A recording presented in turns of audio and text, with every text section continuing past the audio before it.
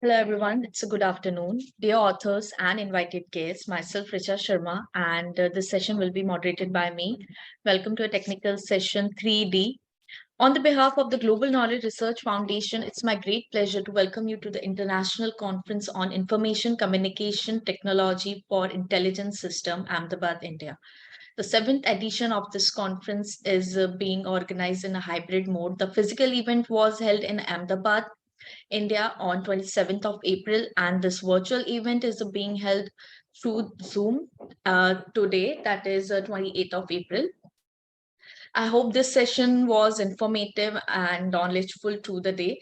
In this session, we have a 10 paper, and each paper will be allocated 10 minutes for presentations, which means 8 minutes for presentation and 2 minutes for question answer. After 7 minutes, I will raise a gentle reminder to conclude a presentation.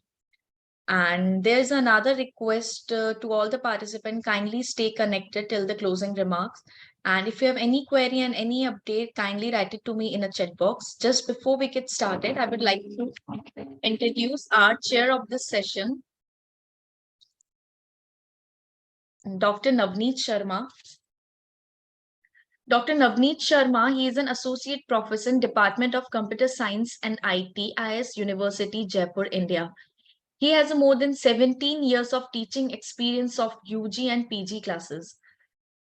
His research works on e-commerce, cloud computing, network security. More than 25 research papers published in various international journals. Welcome to you, sir. Thank you, Richa ji. Thank you so much. And now I would like to start with our first presenter, Vishwanath, to present his paper on a review of machine learning tools and techniques for anomaly detection. Myself, Vishwanath Chavan, and my co-author is Dr. Pratibha S. Yargi. Now I am here to present my review paper titled as A Review of Machine Learning Tools and Techniques for Anomaly Detection. These are the contents: introduction, related work, machine learning tools, anomaly detection techniques, types of anomalies, windowing, datasets, machine learning techniques for anomaly detection, obstacles while pursuing my study, conclusion, and references.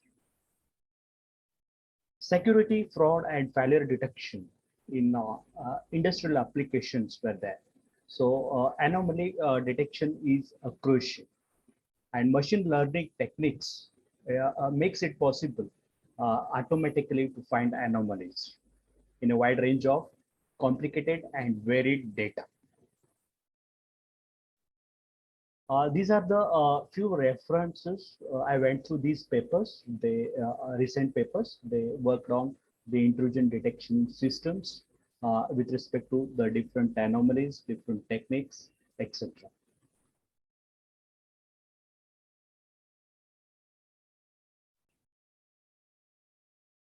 Yes, about machine learning tools. I went through these different tools, 9 supported by Java, and with respect to the features supported by intrusion detection, it's flexible, ease of use, collaboration, and Dear presenter, your presentation is still on first slide. now is it visible? Yes, sir, it's visible.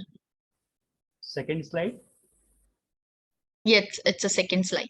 Okay. Third, it's an introduction slide. Yeah. Okay.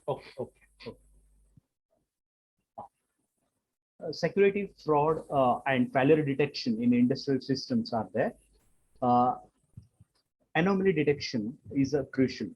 So machine learning techniques makes it possible automatically to find the anomalies in a wide range of complicated and varied data. These are the recent papers I went through. These papers, they address different data sets with respect to the different intrusion detection techniques and anomaly techniques.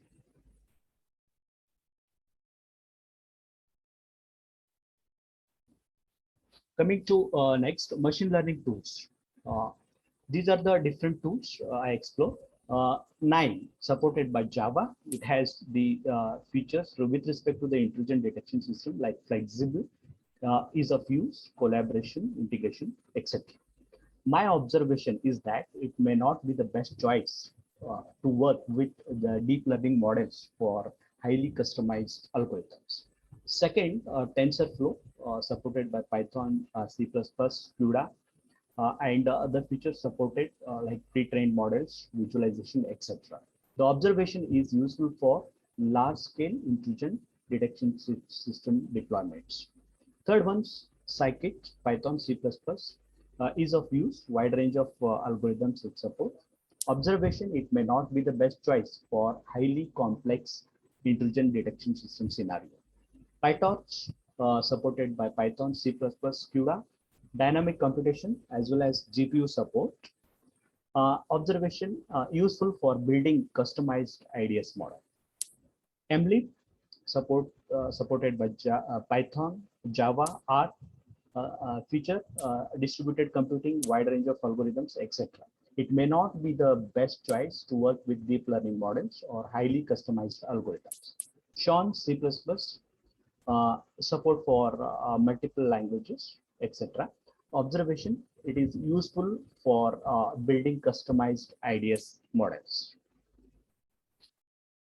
Went through all these papers and they explore these type of different anomaly techniques, machine learning techniques, deep learning techniques, statistical techniques, rule-based techniques, hybrid techniques, etc. And the anomalies, type of anomalies, the paper talks about these different types of anomalies like point anomalies, contextual anomalies, collective anomalies, time series anomalies, and spatial anomalies. As well as there were discussion with respect to the windowing techniques. So these different windowing techniques were there, based fixed windowing, rolling windowing, expanding windowing, and variable window, variable size window. So fixed windowing, my observation, may not be suitable for detecting anomalies that occur at irregular intervals. And rolling windows, it may not be computationally expensive. So maybe computationally expensive for long time series. Expanding windows may not be suitable for detecting sudden changes. And variable size windows may be difficult to implement and interpret.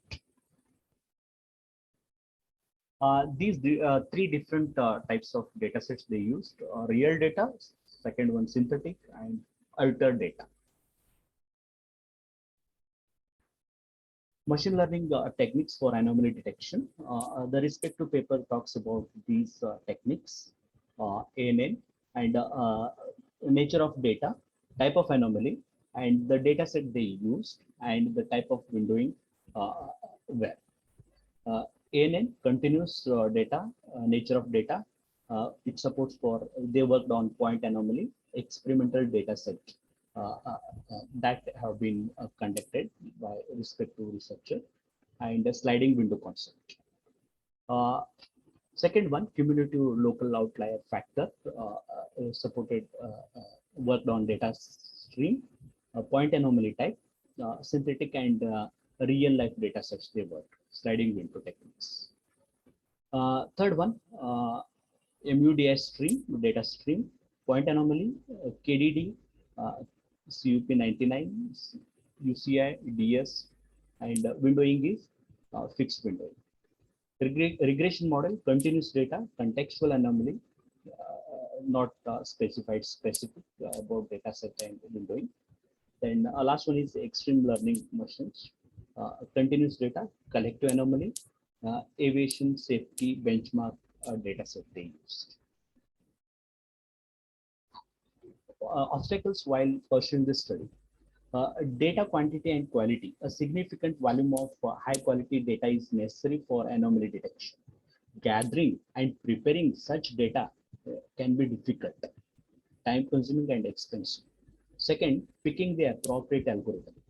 Finding the appropriate algorithm for a given problem is challenging, particularly for individuals who are new to machine learning.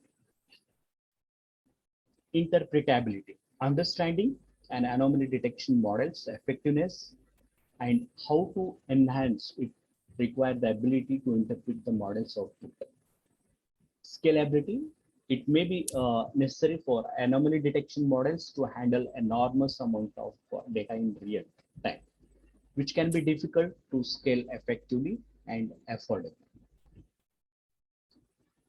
These are the conclusions after exploring all the respective papers. These are the conclusions. The choice of the tool depends on various factors, like the complexity of the problem. It depends on complexity, isn't it? And the tool which is familiar, the person who works, who interested in specific tool, that also matters, etc. Second one, Scikit-learn or Nine. It might be good for starting point of beginners. For beginner, Nine is a good. The one who works with the deep learning, TensorFlow or PyTorch might be the better choice. And for big data, Emlib or Shogun is more appropriate. The choice of windowing technique for IDS depends on specific requirement and characteristics of IDS. And the choice of data set depends on the unique requirement of IDS and the resources available for data set development and maintenance. And the choice of machine learning techniques for intrusion detection system depends on several factors, including the type of data, availability, available computational resources, and the performance requirements. These are the references.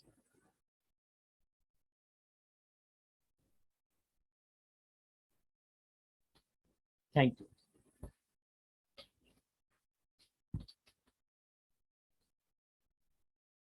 Hello. Yes, any query from the audience?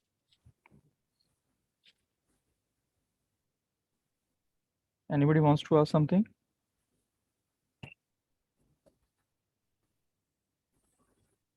Okay, Vishwanath ji, Yes, sir. Yes.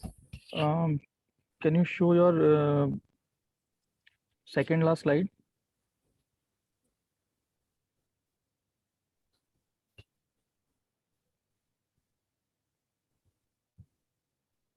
Regarding conclusion, sir.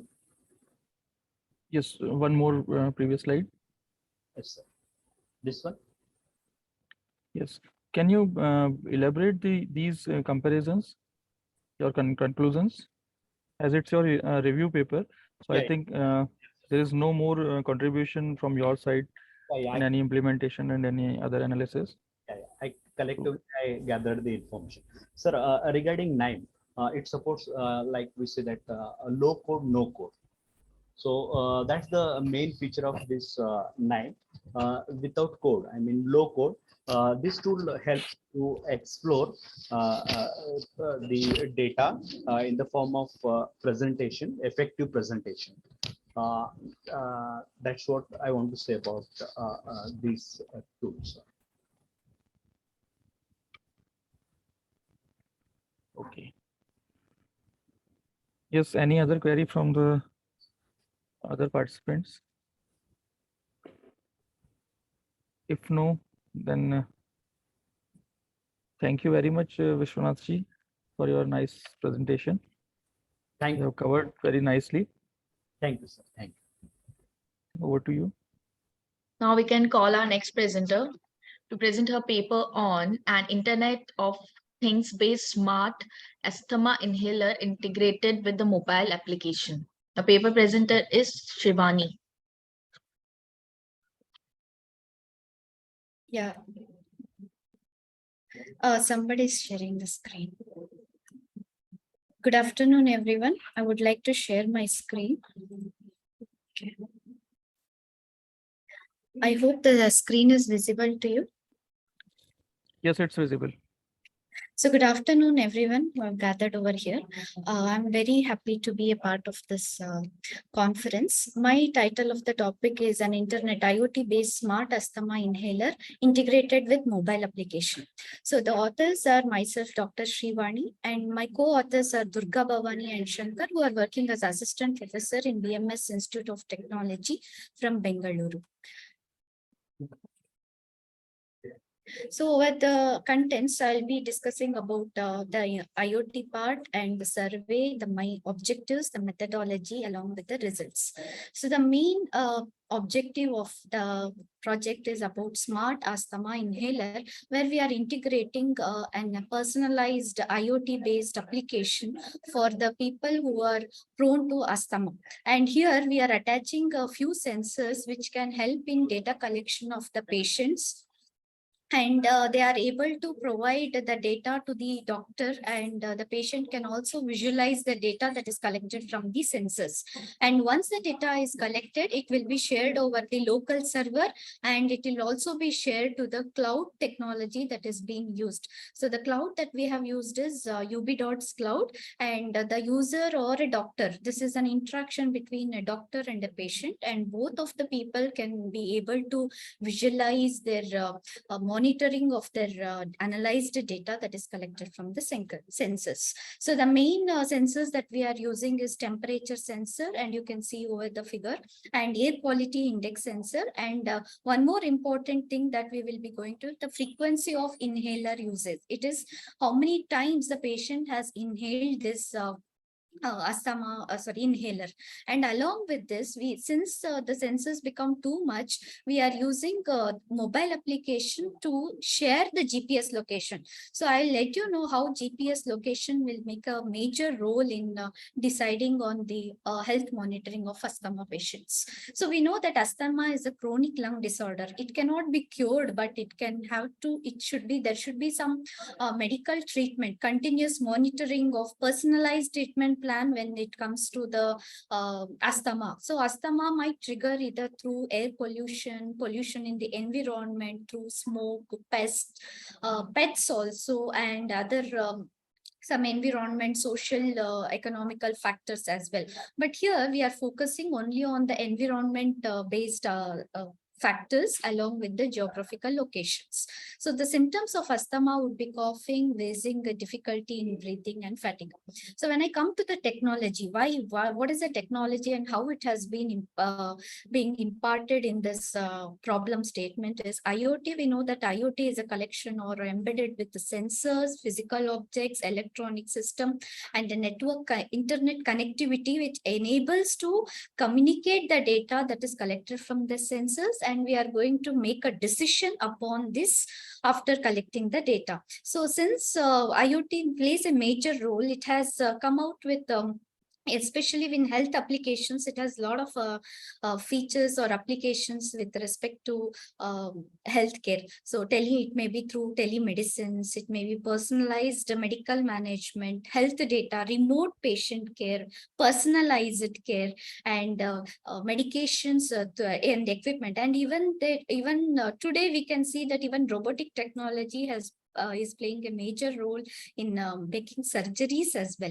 So when I come to the literature survey, so when you talk about literature survey with respect to asthma is growing more in children nowadays due to many factors like pollution or maybe fast food, obesity, and also like the geographical locations they stay.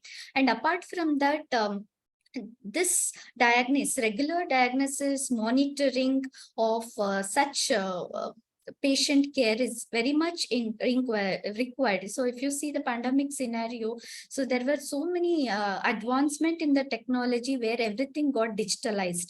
So by using this IoT technology, it's not that we can achieve completely 100% accuracy, but the problem is we have a lot of challenges as well with respect to reliability, safety, security, adaptability in securing the results as well.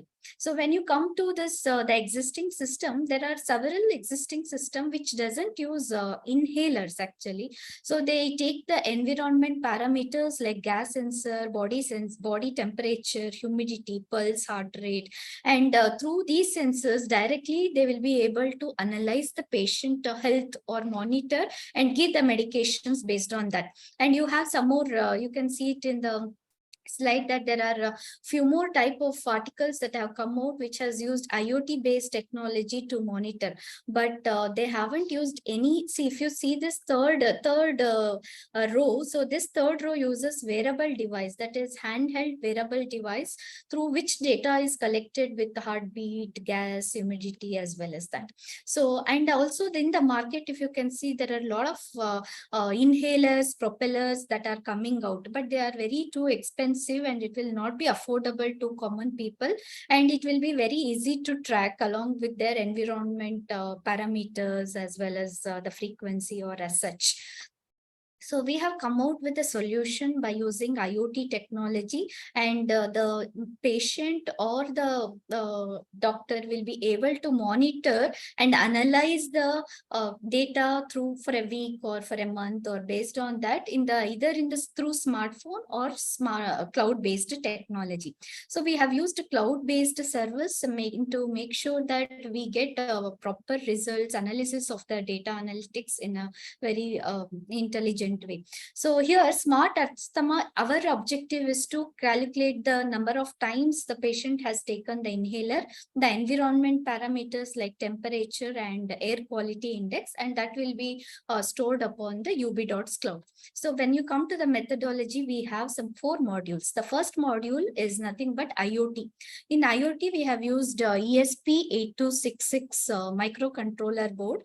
So this board is a very small compared to other microcontroller boards, and it also includes some it also includes more number of pins, analog digital pins, along with Wi-Fi technology. So we have considered this microcontroller board, and here we are connecting 2 sensors along with the push button, which helps in now counting the number of times the inhaler has taken, and the data that is collected from all these sensors and counter will be stored in a database. For this database, we have used WAM server.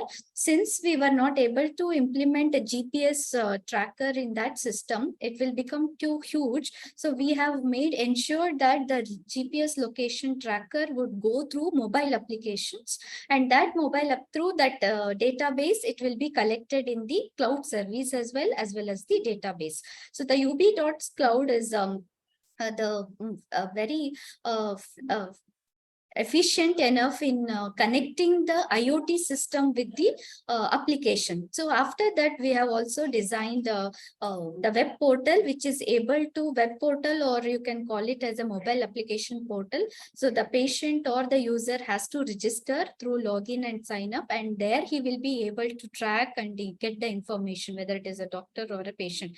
Beyond, after noticing all this data, so the doctor will be able to give a personalized treatment plan for a particular a patient. So this is what the application from the front end. The doctor has a separate user interface, and the patient will also have, and he will be able to track and analyze the past and previous past occurrences of the given patient. So when you come to the results, so in the results, we have designed one login page. So this login page, and there are 2 pages. One is login and sign up for the first time registration, and validation and verification is also done at both ends. If there is any failure over mail ID or passwords are unsuccessful, so that will be highlighted when it is being done.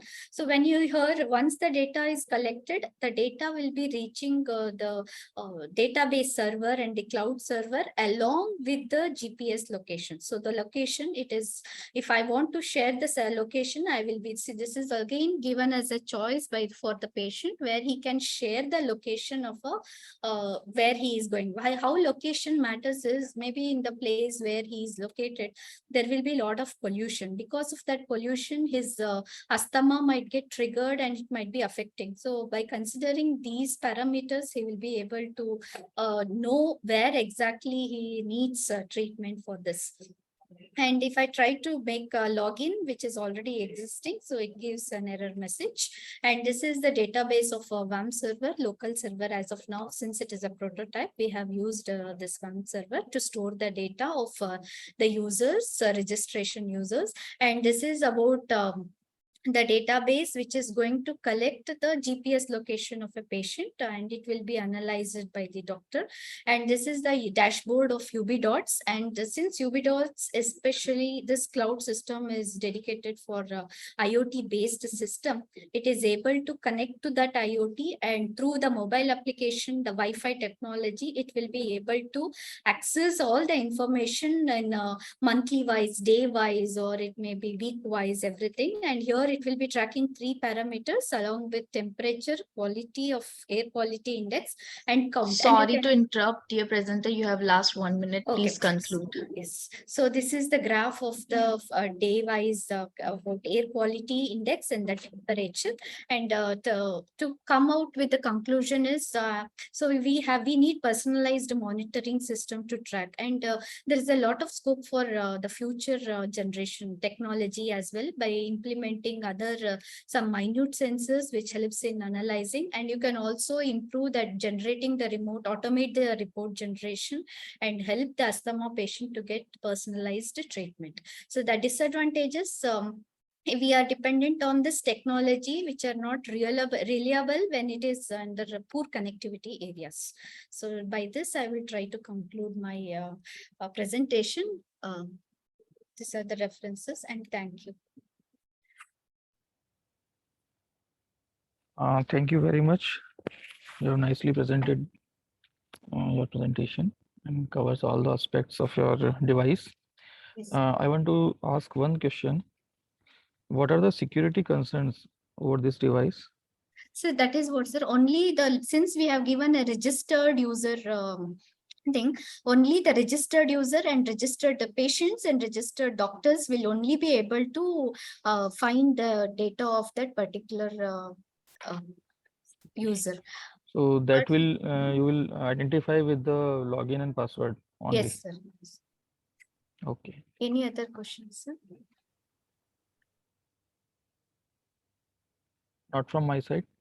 Richa ji, you may continue. Now we can move forward to our next presentation.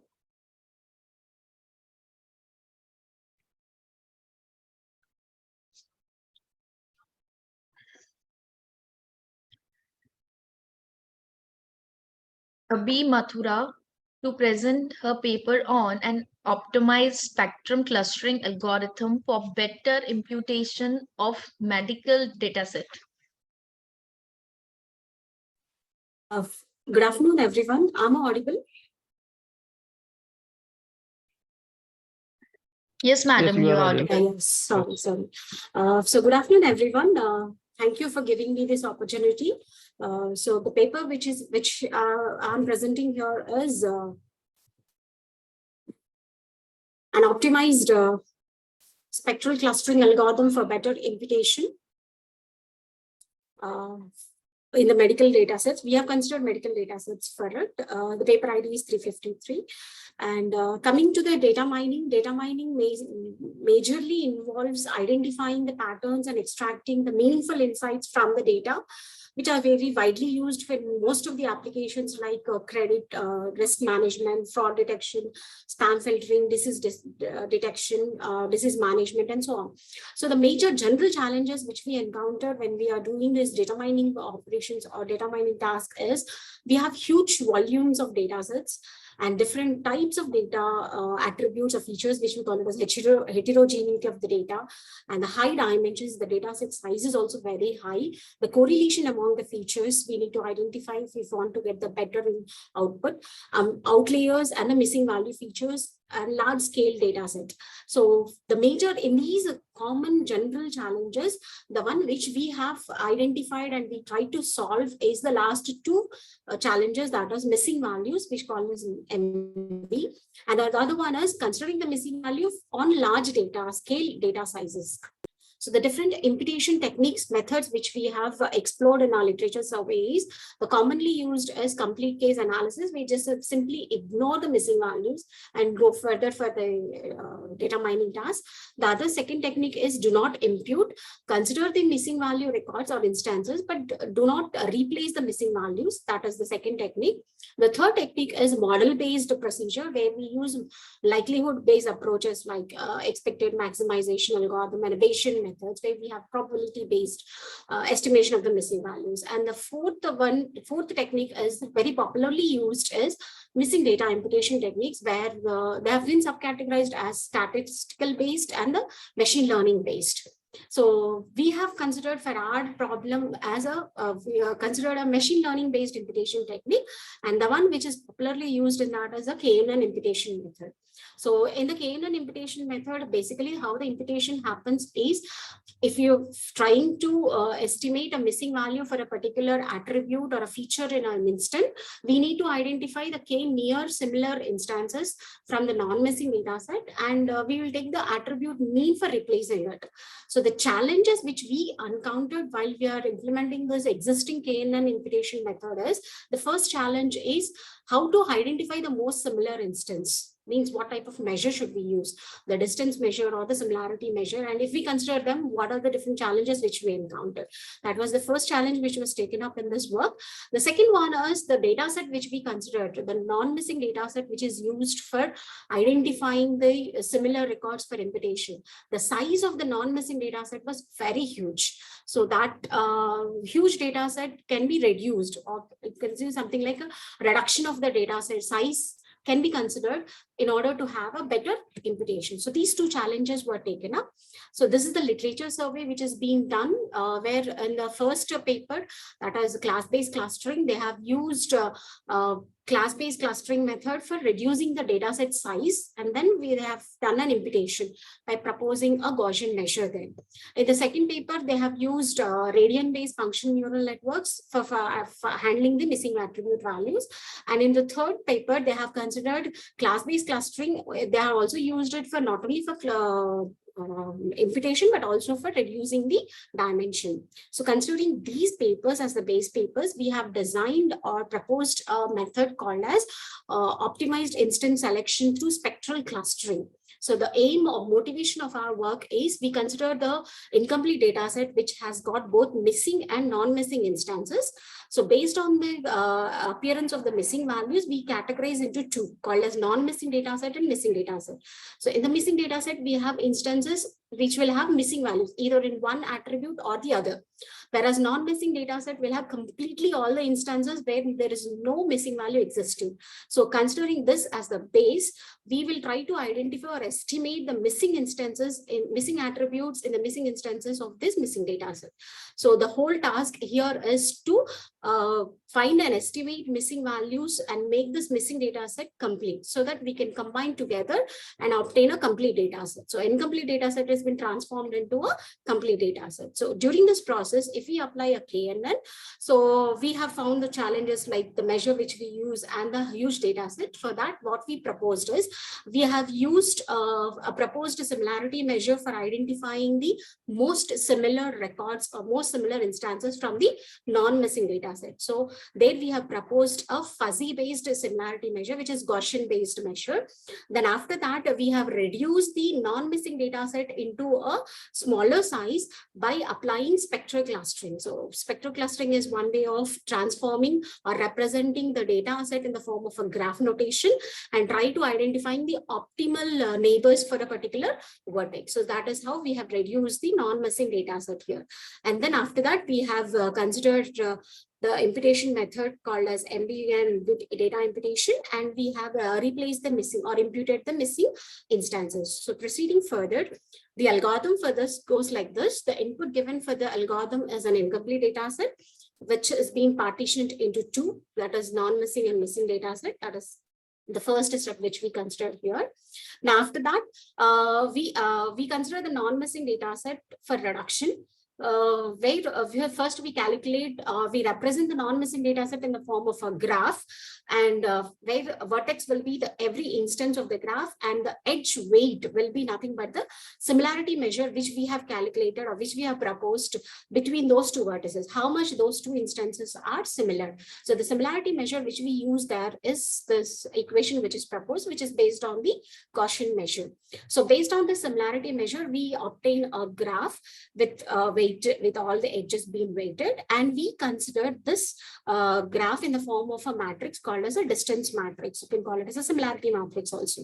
So in this similarity matrix, it will be the measure which we considered is in the range from 0 to 1. So we will be getting values from 0 to 1. So we will transform this into a binary similarity matrix by considering a threshold value as 0.9. Since we consider the similarity 1 is very much nearer similar, 0 for not similar, so we'll take a value which is nearer to 1 as something like 0.1. So the threshold value which we consider here as 0.9, and we transform this distance matrix which we calculated, which we obtained, into a binary similarity matrix where we have only values 1s and 0s. So from that matrix, we obtain a degree matrix. So from the weight matrix, we obtain a degree matrix, where degree matrix is a diagonal matrix which will have the row-wise sum. So with these two matrices, we obtain a Laplacian matrix, where Laplacian matrix is the difference between the degree matrix, which is a diagonal matrix, and the weight matrix, so that we will get completely a Laplacian matrix where we apply the singular value decomposition, and we obtain the eigenvalues and the eigenvectors for the Laplacian matrix. And in these eigenvalues, we consider the top k eigenvalues which will have the most relevance instances with the maximum generality. For this, what we consider is we take the difference between the two eigenvalues. If the difference is very minimum, then we consider them to be most relevant instances with the maximum generality. So when after we sort out the eigenvalues in that form, sorted form, we consider the top k eigenvalues and the eigenvectors for considering the instances for imputation. So now the missing data set has been reduced to dr size, where this k will be your size for the reduced dimensionality or reduced missing data set. And we mostly consider this k value to be something like 100 for huge data sets, and depending upon the size of the non-missing data set, we consider to something like 50% of it. So that is how we have reduced the size of the data set, non-missing data set, for imputation. Now, after which we have performed the imputation by considering all the different classifiers. After imputation, we have combined them together, and then we obtain a complete data set, for which we apply different classifiers like C4.5, SVM, and KNN, and we have compared the accuracies in the next slide. These are the benchmark data sets which we have considered for our work. We have considered almost like different data sets like Australian, Cleveland, E. coli, German. We try to take most of the disease-related data sets here for our convenience. And if we see the number of instances, we have 690 instances. In this 690 instances, we have almost like 70.58% missing values. So most of the instances here are missing values. So we also considered the data sets in which we have very less missing values also, like Cleveland data set, which is only 1.98. So we have considered different size of the data sets here with this column called number of instances, and we have also considered different rate of missing values starting from 1.9 to a highest of 80% also for German data set. So with this, we proceeded further by applying the proposed algorithm for different classifiers like C4.5, SVM, and KNN. We compared it with the existing algorithms or the literature. In the literature survey, the papers which we considered, those methods we have compared here, where we found that for C4.5 classifier, with our proposed imputation method, we could achieve the comparatively highest accuracy, whereas for SVM classifier, a little bit we couldn't achieve for the Australian data set. And when we go for the KNN classifier for our proposed imputation method, we couldn't achieve the best classification accuracy for Australian and German data set. So proceeding further, this is only with respect to the literature survey papers which we have compared. In future, we have also considered some other existing, more existing methods also, where we compared the proposed method with the literature survey comparison methods, and along with that, the existing benchmark methods which we have. So even those also we have considered here for comparison. Dear presenter, can you please conclude? You have last 1 minute. So where we could found that we have maximally increased our accuracy and reducing the errors. Later, we have also compared it with using a parametric method called as Wilcoxon test, where we also found out that our proposed method is better than the existing methods, except for SVM classifier, where for MV SVM imputation method, it was something like the exact p-value was greater. Remaining the two methods like KNN and C4.5, it was better. So these are the references which we have considered. So concluding this, we try to overcome the challenges of two, which we have identified in the existing imputation method called KNN. And we try to overcome that by applying the different classifiers and comparing with the existing methods, where we could say that for C4.5 and for the KNN, it was better. For SVM, a little bit to be improved. So this is the conclusion of our my presentation. Thank you. So any queries? Yeah, thank you very much, Ms. B. Mathura. Thank you, You sir. have included so many things in your presentation. Yes, I sir. think you did a lot many work on this field. Yes. Yes, sir. So no more question from my side. Yes. Anybody else wants to ask something? Okay, thank you. Thank you very much. Sorry. So now we can call our next presenter, Kia Singhvi, to present her paper on application of data analytics for providing the existence of gender pay gap and modeling its use random forest algorithm. Okay, is my screen visible? Yes, it's visible. Good afternoon. Thank you for giving me the opportunity to present. My research paper is application of data analytics for proving the existence of gender pay gap and modeling it using the random forest algorithm. My paper ID is 291. This is the abstract of my paper. The gender wage gap disparity is a global issue that still exists very prominently worldwide. Women make only 77 cents per each dollar a man makes in whichever profession. The gender pay gap is persistent and a pervasive problem around the world. The discrimination against gender not only affects the wages, but it also creates challenges in the workplace, and it also affects the lifestyle of women who have who earn way less than and struggle to provide for their family, leading to financial insecurity and stress. Empirical evidence is taken from secondary sources that supports that lower wage, the notion that women receive wages than men, and how this impacts the economy. Studies have shown that women earning less than men in industries result not only in lost income but reduced economic growth overall. So in the literature review, what I looked at is looking at public versus private sectors. So firstly, I looked at how in occupations, significant percentage of employees in the public sector are in the public sector, the discrepancies in pay are less, and basically it analyzes how in gender wage gap in private sector can be closed through more openness and transparency about the salaries.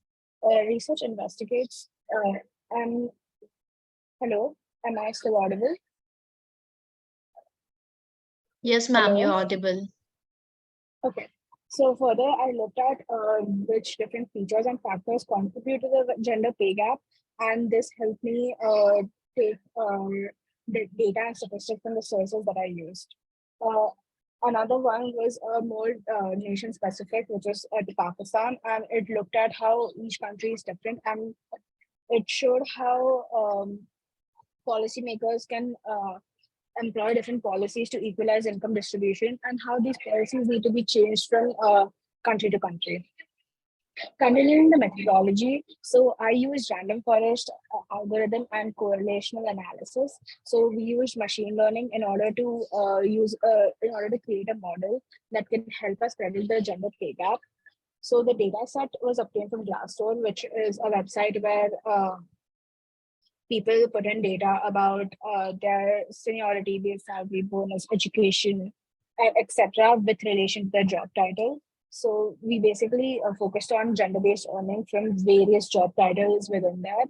So the data set that we used for this modeling included more than 1,000 entries with 9 features that we put in focus, which was job title, gender, age, performance rating, education, department, seniority, base salary, and bonus. So the random forest algorithm combined results and reduced overfitting by using multiple trees, and the output was used to gain insights into the field of gender wage gap. And Your slides are basically, not moving. hello, can you see my slide? Okay. Yes. Okay. Okay, is it visible now? Yes, it's visible. You may continue. Okay.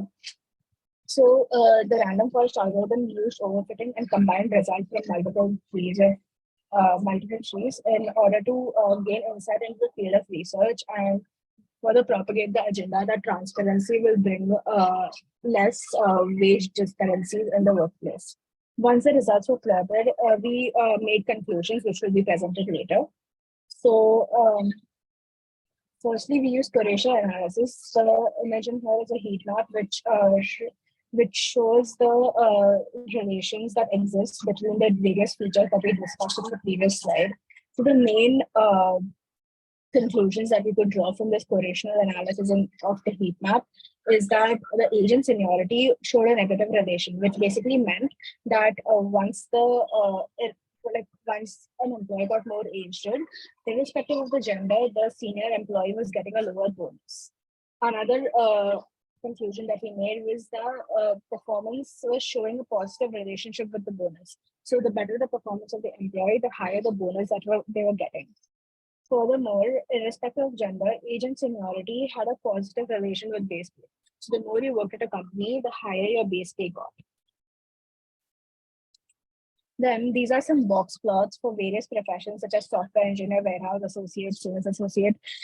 These are just some of the many professions that we analyzed and the existence of gender pay gap here through box plotting them on the basis of gender and education. Through the graph, we can clearly see in some of the professions how much of a gender wage disparity that is there. So drawing conclusions from this, the comprehensive intention was to basically establish a gender pay gap model and basically help employers and policymakers predict the gender pay gap using machine learning algorithms. So the box plot that I showed in the previous slide proved and confirmed that gender pay gap does exist and women are paid less in comparison to male colleagues with the same level of education, seniority, and etc. So the model that was developed had an accuracy of 85% with the area under the graph in the ROC graph, which is the receiver operating characteristic graph, was area under the graph was of 0.928, which shows a very high level of accuracy. The performance of the model was tested and was analyzed and can be seen in the table shown below. Moreover, drawing conclusions, we used 330 test cases, which were used to test the model, and the confusion matrix that's presented shows the model's performance with the following. So out of the 330 cases, we divided them into 195 cases being for low base pay and the remaining others being for higher base pay, right? So then the model correctly predicted 167 out of the 195 low base pay cases. Additionally, it also proved 113 out of the 135 higher base pay. So this basically further emphasizes the idea of the model's accuracy. These are the references that I used. Thank you so much for your time.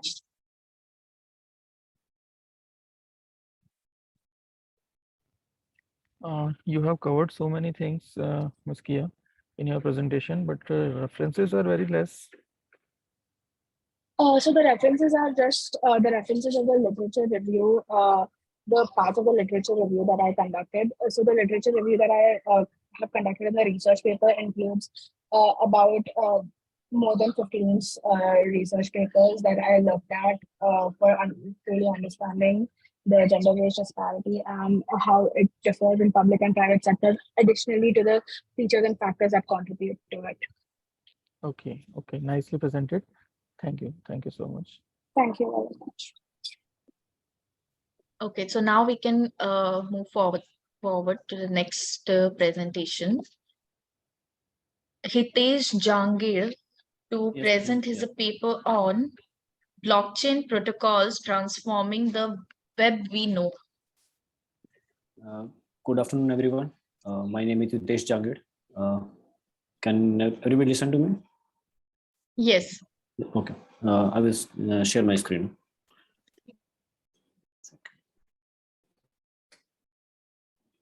Ma'am, I need to give some permissions. I was not ready about it. Yeah, give it to me.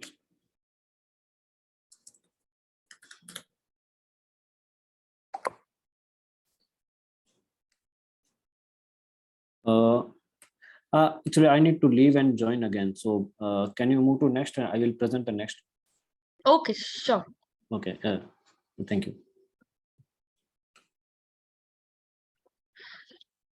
So moving ahead, we can call our next presenter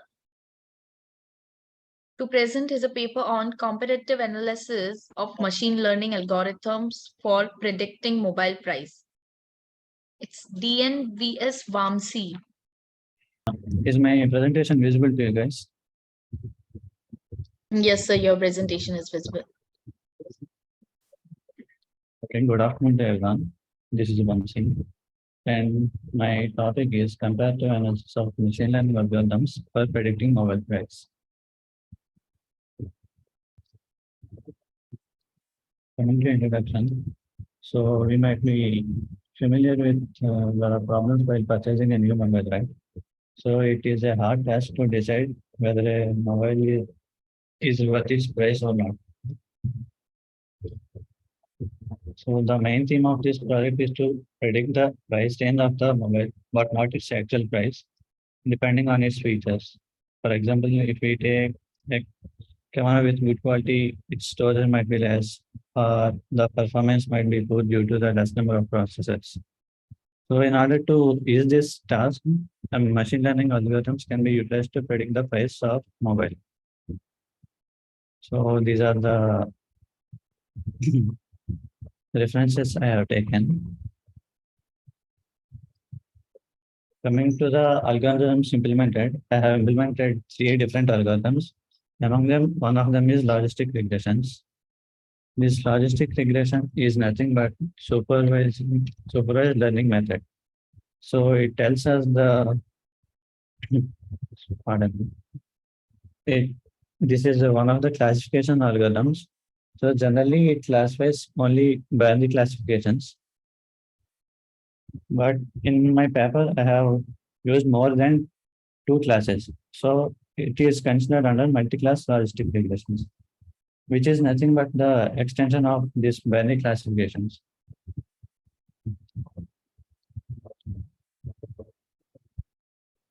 And next algorithm I have implemented is decision trees. This decision tree is one of the classification and prediction tools which works like a flowchart. Here you can see an example which I have taken.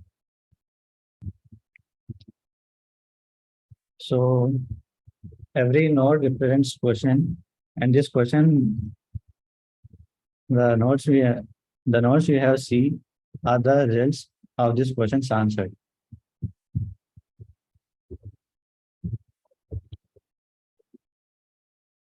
And coming to next algorithm which I have implemented is random forest. This random forest is also the classification and prediction algorithm. This random forest is nothing but ensembling of decision trees. This ensembling is grouping of different decision trees. So for classification problems, the tree which has received most classified votes is taken. And whereas for prediction problems, the average of all the predicted tree outputs is taken. This random forest has improved accuracy over the decision trees, and it also overcomes the disadvantage of decision trees. For example, if we take a decision tree, if the data set is less, we might get the problem of overfitting. So random forest overcomes this overfitting problem. Whereas in my paper, this random forest has gained the highest accuracy and it outperformed all the logistic regression and decision tree models. Here you can see the workflow process of the techniques I have used in my paper. First, the data collection. I have collected data sets from Kaggle, which I have then pre-processed. And this data is then splitted into testing data and training data. This testing data, am I audible? Hello? Yes, you are audible. You may continue. Okay. I have taken this data from Kaggle, which I have then pre-processed in my own laptop. And this data is then split into two types of data. One is testing data and training data. The algorithms are implemented on tested data, which are then used to train the model for the prediction of price range of the mobile. And these are the techniques I have used. Next result. We can see that the random forest has outperformed in every case in accuracy, precision, recall, and F1 score. Random forest gain the highest accuracy, highest efficient results. Your results are based on Kaggle dataset. Yes, Right. sir. Yes, sir. So, what is the authenticity of that data? Whether the data is correct or not? And your all the results are depends on that data only. Yes, sir. I have just downloaded the data set, which is raw data, and then I have reprocessed that data set. So, what was the method for the filtering of the data or cleaning of the data?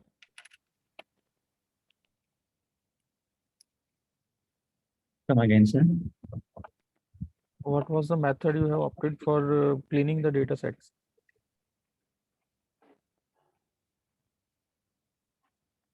To make the data authentic, Yes, sir. what was the process to make your data authentic?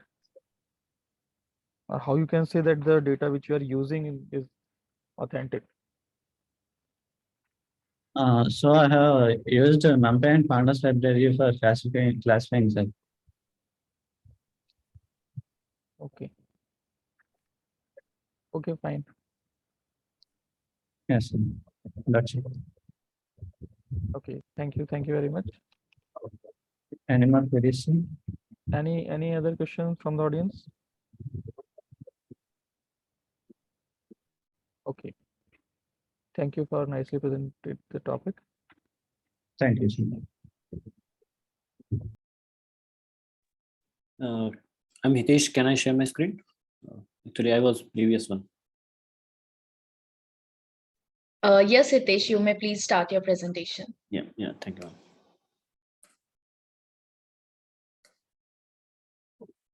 I hope my screen is visible. Okay. Yes. Okay, let's start next. Good afternoon, everyone. Thank you for the opportunity to present my paper here.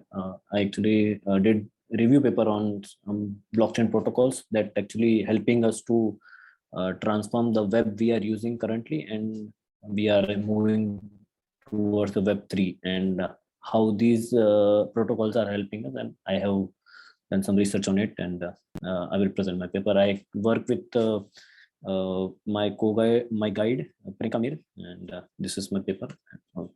Currently, we are in 2022. We have data that 5 billion people are using internet every day. So, and significant population is using the Web 2.0, and that have issues, that centralization, censorship, data privacy breaching, and almost no data privacy. Currently, whatever app we are using, that are collecting our data with either we are giving them permission, or most of the time we are not even giving permission, but they are collecting our microphones and all the time. And whenever we are visiting other apps, we are getting that ads are popping up, and this is how they collect our data, and they use against us. And data in this time actually very important. It is have power actually to change our decision and all that. We have actually saw that example in Cambridge Analytica case in US election. Okay, so I will talk about how the evolution of the web in the early internet period. That was Web 1.0. Mostly all the pages were static pages. There was whatever you want to do, you have to learn the language, only then you can publish your data. But someone was actually controlling your data at that time as well. And from Web 2.0, we are user become very they add the interactivity factor, and user are interacting with that, but still you are not the owner of your data. Whatever things you are posting on the YouTube, that's not your content. After you posting that becomes the property of the YouTube. So you don't have ownership on your data. And also they can still they can use the data against you as well. Very centralization is still there. They can control the data. Whatever they want to delete, they will delete without noticing yourself, and they will delete. And Web 3 is where you are the owner of data. Actually, you can read on the internet, you can write on and executing whatever knowledge you have to connect other people without any central authority. And these and the web core technology of Web 3 is actually blockchain, that provide a centralization and auditability, consistency, and anonymity with the blockchain. And what is actually blockchain? Blockchain is a decentralized storage on public network. There, all the connecting nodes are actually either it can be people, either it can be machines, whatever it can be. All the nodes actually validate the transaction, whatever is happening. And current you can't revert back. You can't change that whatever has been written on the blockchain. You can add any other transaction, and all the transaction actually encrypted with any algorithm that mostly that use SH256, and all the transaction actually get encrypted, and that form the Merkle root. And in Merkle root, these all the blockchains are or information, actually whatever happens on the on your ledger, that's get stored in blocks. And that blocks how actually in whatever block is there, and all the block have some information, that is version, previous block hash. If a block is first number, then the previous has become 0. And nonce is some digit that mostly that is fixed in what do you call, when we are calculating hash, that nonce is maybe starting few digits are that we can call as nonce. And difficulty target is this, all the transactions are provided to the miner, and miner calculate that particular hash, and that become the hash of this current node. And whenever this is completed, its calculation is completed, and then next block is generated. And that's how all the blocks are connected in the blockchain. And so you can't actually revert back and change the blockchain, but it's take a lot of calculations part. And so on the blockchain, the first protocols that has actually giving the solution, that was Ethereum. But Ethereum has some scalability issues as well. So Ethereum was Turing complete. That was provide us smart contract compatibility, that with that we can create the decentralized application. And these decentralized applications giving us the power to we can communicate with we can use web as same as web 2.0, but your data is your own, and nobody is controlling your data. Whatever you are posting, that's your own, and you can do anything that is decentralized. Nobody controlling you. And but Ethereum has scalability issues. That was very low transaction speed and very high gas fees, very low throughput. But biggest issue is that that we're using the proof of work that take lots of power and electricity uses. That is not good for the environment. So founder of the Ethereum gives some solution that is first of them is sharding, and the sharding, it's dividing the transaction in some parts, and every transaction, every data gets some other delegated validators, and this verifies the data, and then it get again the data gets stored on the blockchain. And another solution that give increase the block size and sidechain. And how these issues have been solved with the other blockchain protocol. One of them is near blockchain. Near blockchain actually use the sharding protocol, sharding solution, and they actually increase the transaction by Ethereum was about to actually process the transaction like 14 transactions per second, but with the sharding technique, near use that thing, and you use the sharding, and they actually increase the transaction up to the 1 lakh transaction per second. And it uses the proof of stake and delegated proof of stake, two types of another consensus protocols that actually doesn't depends on the power, but they actually depends on the mostly humans. They are taken part as a validators, and they actually verifies your transaction and everything. And it's and one of the biggest thing is that they are supporting the developer environment, very friendly environment, development environment. They are using mostly TypeScript, AssemblyScript, Rust. They are actually very much useful language. Most of the developer using these language these days. So, and but one issue is with the near is that most of the token has been held by the near insiders. So another that was a increasing block size solution that was given by the Vitalik Buterin, and Solana has used that, and they have actually increased the block size, and now they are able to process like 7 lakh transaction per second. And they actually use the proof of history consensus protocol, and with that they are able to achieve that uh, transaction speed is very high, and also they have actually increased the block size.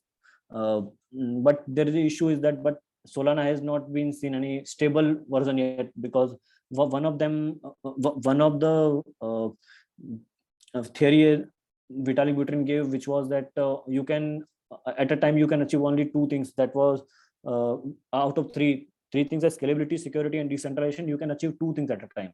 So, but and same we have seen with the Solana that it haven't got secure version yet.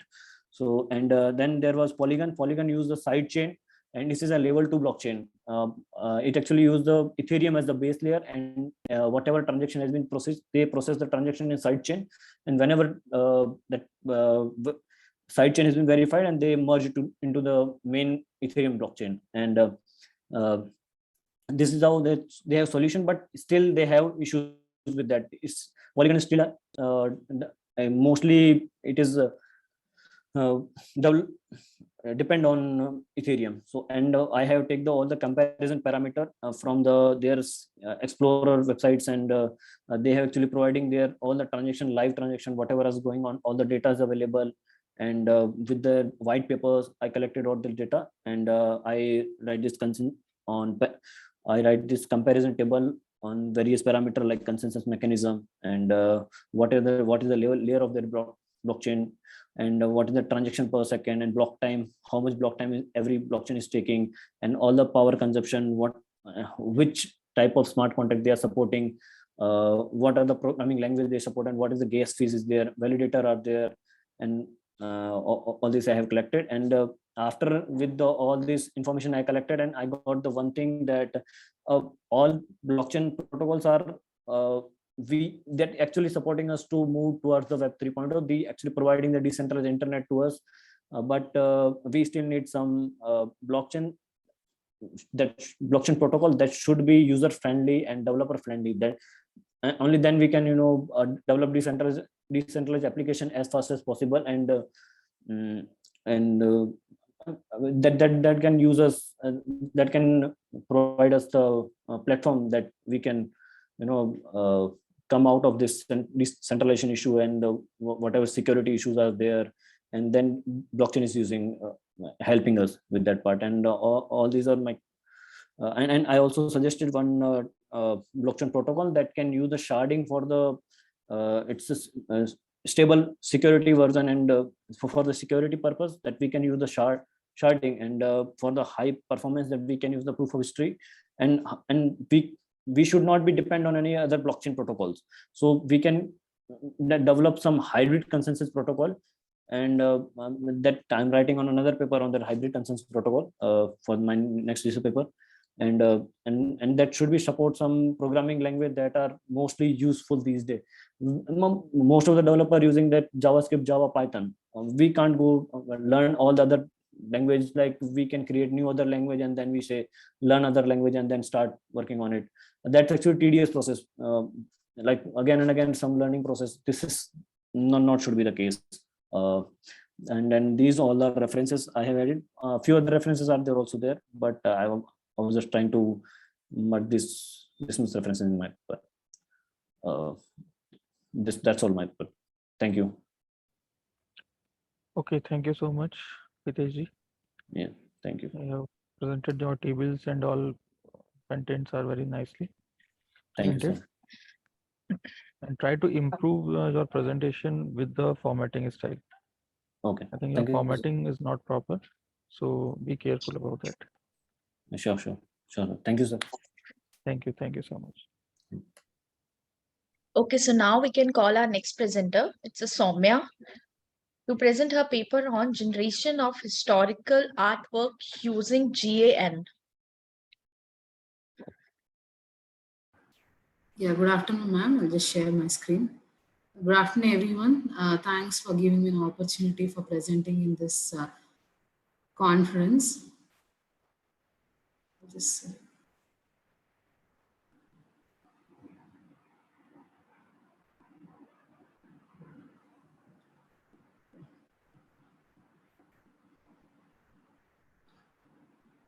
hope my screen is visible.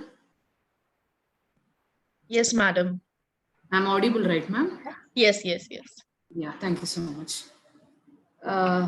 So to begin with, this is my title, what I have.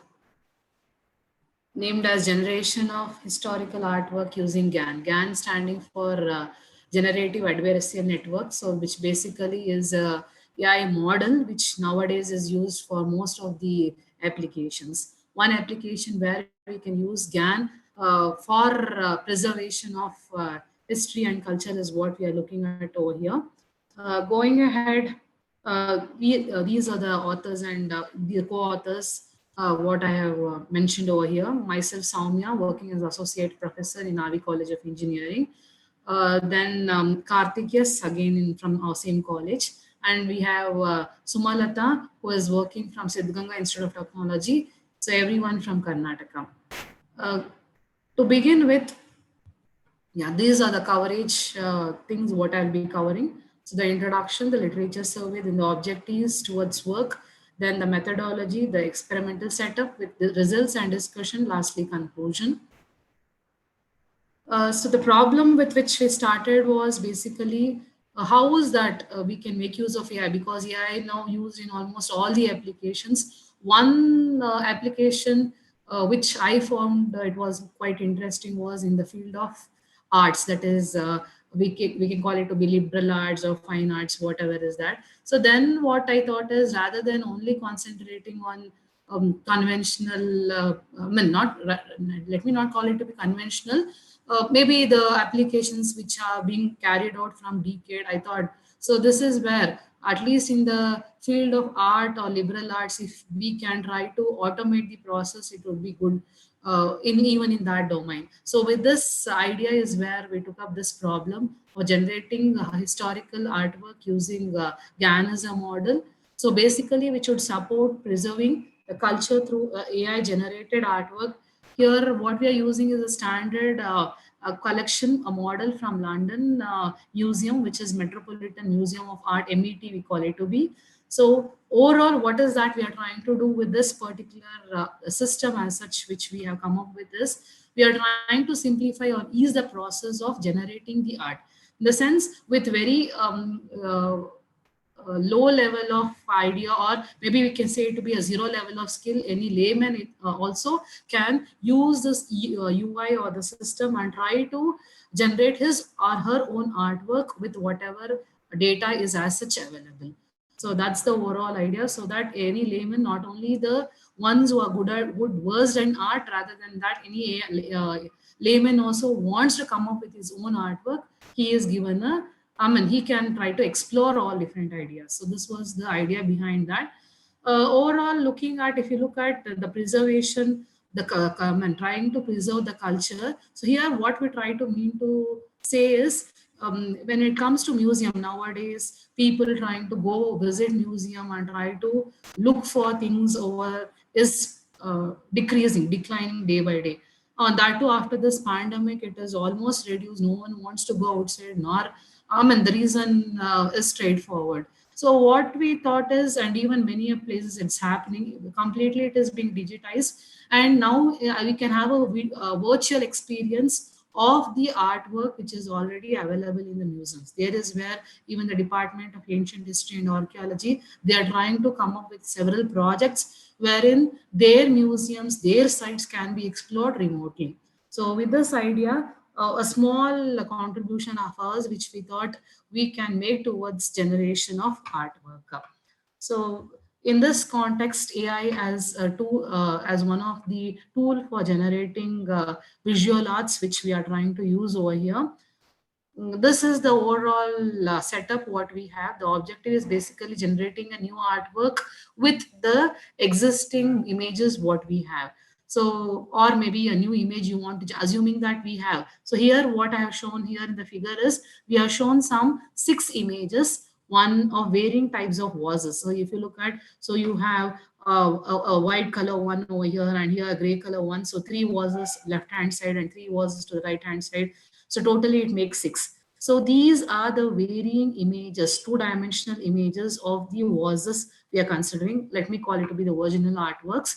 So with this, in case I want to generate a new historical artwork, okay, so in that case, what is that I can do? This is, we have developed a UI for the system also, wherein through UI you can have a control over like what should be the maximum contribution of each of these artworks to your end result. Say here in the center, what we are trying to show is an end art generated, a combined art generated, which would combine the features of art 1, art 2, art 3, art 4, or likewise art 6. So what artwork I generate would be a combination of all these 6 artworks that I have shown over here.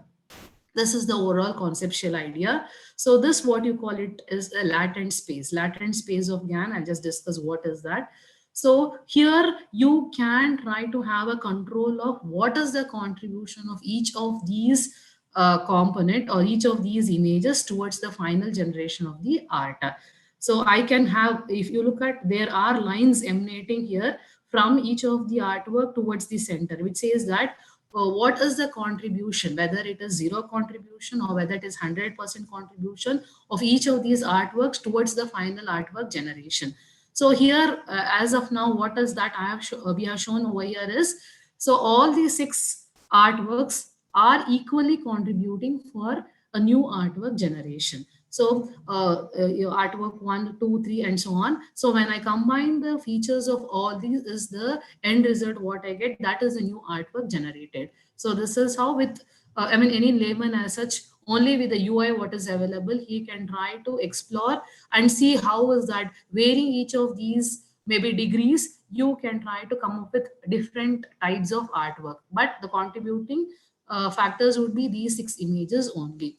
So this is the overall idea, and that is the objective as well. And these were the some of the papers what we referred, the base papers for generative adversarial networks, GANs, which are used for varying applications. One for which would act like a min-max game player, and then we also looked at some of the papers with respect to GAN, the basic principles of working of GAN, what is the role of a discriminator, generator, a discriminator, which are basically two submodules which work towards the generation.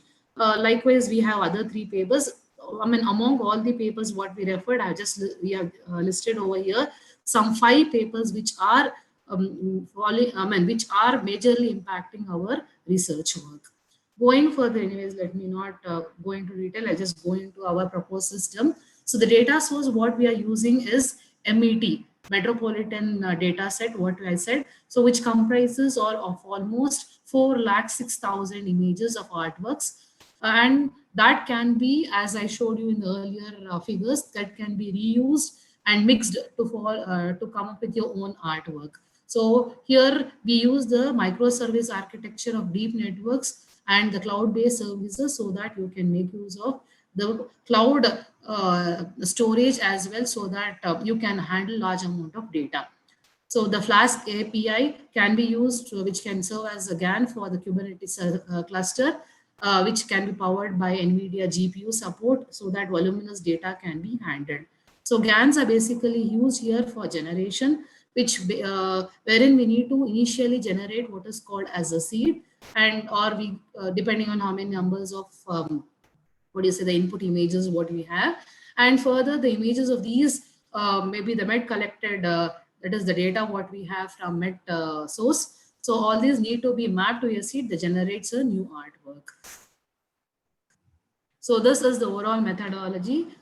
Any basic image pre-processing is required, you do that.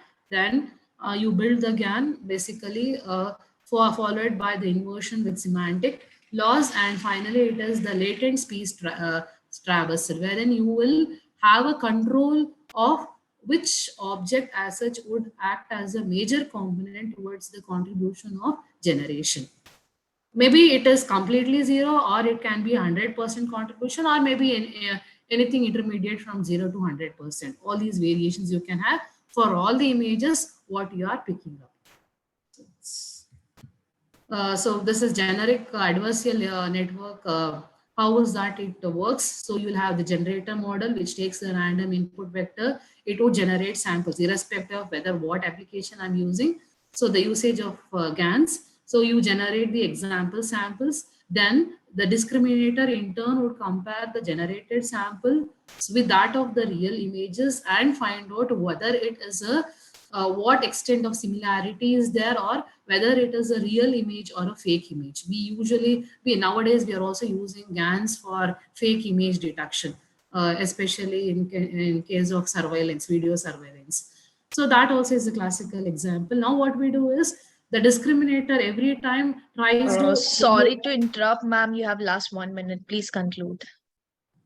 Okay, so this is the general description of how the GAN works.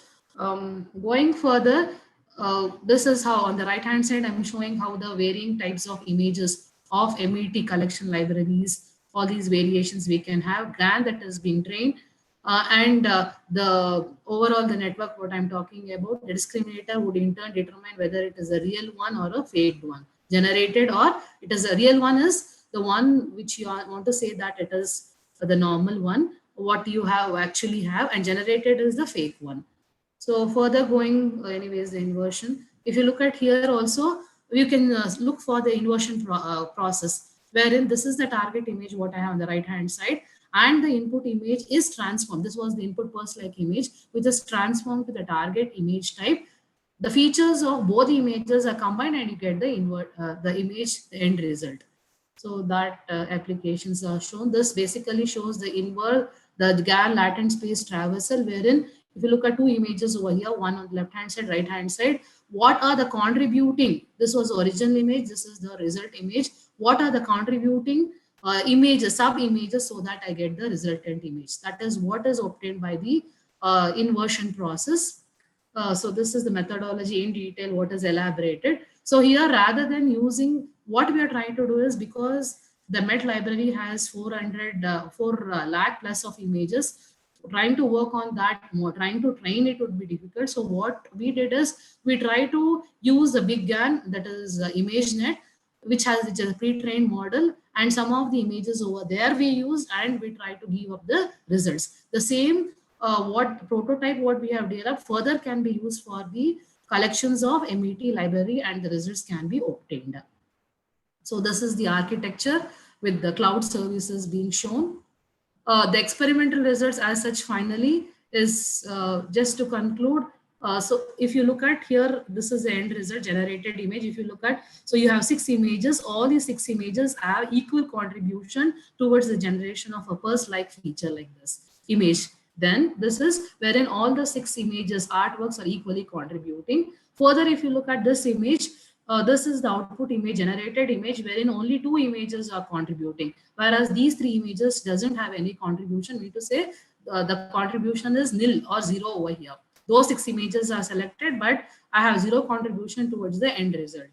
And finally, if you look at this output image, all the 6 images what I have considered here are equally contributing towards the generation of this resultant image. So what is that we can conclude here? That is overall all the few examples we have put over here is preserving the culture as such. Historical artworks plays a vital role, especially after pandemic, wherein people can't go and try to look for the content or the museums as such in person. If you have at least a virtual experience like this, it would help them to, and we still will be able to preserve our heritage and culture at least virtually in that sense. So these are our references. So to conclude, there's a dire need to preserve the cultural history and heritage, especially the artwork museum, which is a good workable place to start up. You have a footfall in museums, which is declining, and there is a constant strive to see to that the heritage is uphold. And one solution is you need to have people you need to make the things interesting so that people are made at least if not offline, online, they have these services, and at least they can explore what the content available in the museums. And thank you for the same. So this was our presentation for generating visual artwork from GAN. Thank you so much. Any questions? Thank you very much, Soumya ma'am. You have presented very nicely the content. Thank you, sir. Thank you. Any question from the audience? Anybody wants to ask something? Okay, thank you so much, ma'am. Thank you, so much. Next presenter.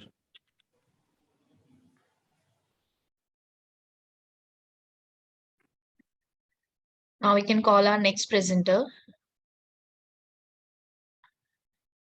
to present her paper on investigating library using partners.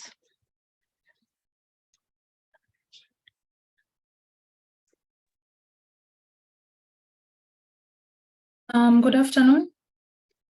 My name is Ingutu Kawina. I'll be presenting on investigating library usage patterns.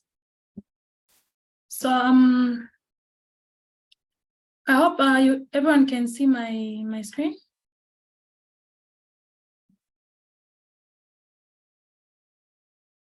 Hello? Hello, yes, ma'am. Okay, thank you. So the objective of this presentation, or the content of this presentation, I'm going to talk about the introduction, then I'll move on to the motivation, then we'll look at the research focus, the methodology, the research findings and analysis, then we'll talk about the conclusion, and we'll finish with the future works. So my research topic on investigating library usage pattern is we're focusing on the introduction of technology and information explosion. This introduction of technology and information explosion has brought about a shift in the way the library is operating and the way it is used. As compared to the way libraries used to operate before technology was brought into place, everything used to be handled manually. And with the introduction of technology and information explosion, for information explosion, I can say that is a vast information which is everywhere. I would say, let's say on the internet. If I go on the internet and I search for information, I'll get all sorts of information, and that information is unverifiable. And we are not sure if that information is true or not. Let's say, for example, I would say Wikipedia.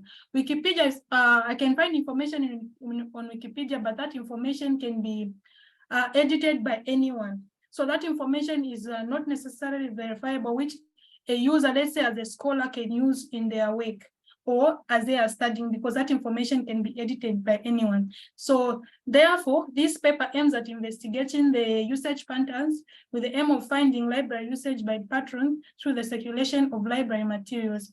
As we promotes the use of library materials because of the curriculum, let's say in academic libraries, we want our students to actually use the libraries because we know the books that we are purchasing are verified and they stand to attest to the curriculum. Okay, so the motivation is that despite the efforts by libraries to incorporate the changes in technological advancements in order to serve their clients better, and then we know that that libraries have noticed that since a lot of students prefer going to the internet, let's say, for example, as a student, you've been given a research to do, I would rather go to the internet to search for data rather than going to the library to read through and come out with information. So the libraries has noticed that there's usually a shift in the way the library is being used. So they've incorporated technological advancements to make easy access to the libraries, such as, for example, I would say there's COA, there's OPAC, that is actually helping students and faculty to actually access information. So, but despite all these advancements that have been incorporated in the libraries, there's still a decline in the library usage. So the research focused on identifying these library usage patterns using the circulation pattern. So we use the circulation patterns because we wanted to know how the students or the users are using the library using this circulation. I would say circulation is the way the books are being circulated from the library. Let's say as a student or a user wants to borrow a book from the library, they will get the book and take it outside of the library where they can use it at their own convenient time. So using these circulation patterns, we want to identify how the library is being used. So the methodology, we use the San Francisco Library dataset, which is available on Kaggle, and the dataset contains variables such as patrons, ages of the patrons, the circulation and the renewal of patrons, and the notice preference, etc. And then in our analysis, we use Anaconda Navigator, which supports Python and which was used in our analysis. And for the data preprocessing, there were variables which are not needed in our study. So those variables were dropped, as well as we had also data which was null. So in that case, that data was put with the mean variables, which was actually the common values which were in the data set. Okay, so the data description. So the patron type code, we had selected the patron type code to identify which patrons or users are more prominent to using the library more. So we identify as we'll go on to our research, we're going to see how these are identified, and they were identified according using the patron code. And then the patron code, we say 0 represents adults, and then we've got 1 which represents juveniles, then we've got 2 which represents adults, and 3 was for representing seniors, 5 was representing the staff, 8 was for visitors, and 55 represented the retired staff. So from the research findings, as you can see from the graph that has been presented here, this analysis was for the average score of patrons and the checkouts for the users. So this checkouts was how the users would actually get a book in order to use it outside.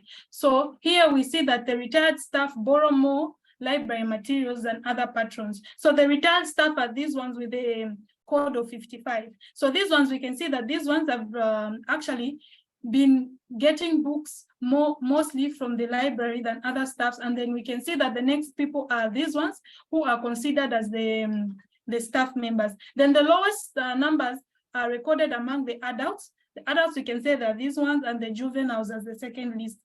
And then for the total renewals, I can say that it's when a person or a patron borrows a book from the library, they have to retain it, or they have to renew the book if they still want to use it.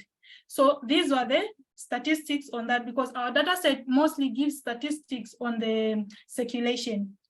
So the average score was that the highest numbers of renewals were seen among the staff members. So unlike the total checkouts, the staff were the ones who were prone to retain books more, to renew books more as compared to the other users.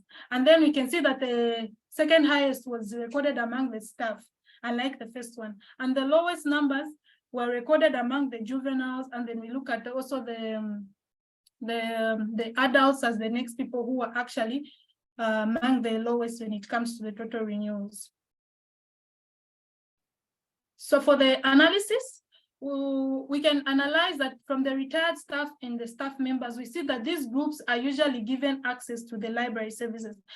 Let's say, for example, I'll give an example of using the dataset or an academic library. So in an academic library, as a staff member or a retired staff members, we are given certain privileges on how we can access library materials as compared to, let's say, students and others. So these ones, they have access and can borrow up to a certain number of books depending on the policies that the library has set up for this kind of groups. So we can say this can also be a reason why these users are actually have been able to actually borrow more books as compared to the other users who have recorded less numbers. So for the juveniles or the young adults and the adults, I can say that the reason why these types of users have got low levels of borrowing books as well as renewals, it can be attributed to lack of interest on the part of these library users and the need for more awareness of the library services. Maybe these users, they are not aware of the services that are being offered by the library, such as they can borrow up to 5 books. Normally, in some schools, they don't usually do orientation, and then these types of users are usually first years or freshers. They are not aware of the services that the library offers, and these types of users would need to be oriented on such services in order for them to use the services. And then the lack of understandings of the value of library materials. We notice that in this day and era that we are in, mostly youths prefer using the internet rather than using the library. They are more prone to actually going to the internet because they know that's the fast access and they don't have to have the stress of having to go to the library to get a book and that whole process. So I can attribute it to the lack of understanding of the value of library materials. So there's the prefer of use digital materials such as surfing the internet for information than getting books from the library. So these are some of the reasons that can be attributed to how these users are having low statistics on how they use library users.